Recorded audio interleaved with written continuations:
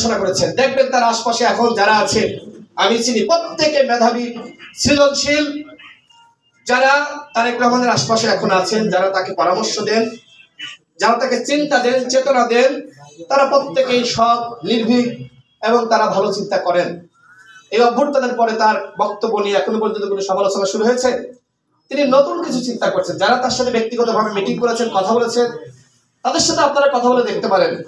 অর্থাৎ তারেক রহমানের মধ্যে যে ধরনের সুন্দর সৃজনশীল চেতনা, সেইটা বাস্তবায়ন করা বিএনপির নেতাকর্মীদের দায়িত্ব।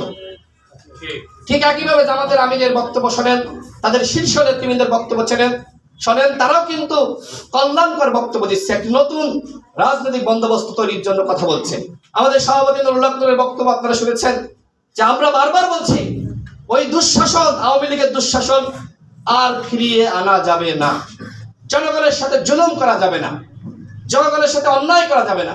জনগণ সমস্ত শক্তির উৎস, সুতরাং যে কোনো রাজনীতি করার ক্ষেত্রে জনগণকে সব থেকে বেশি গুরুত্ব দিয়ে রাজনীতি করতে হবে।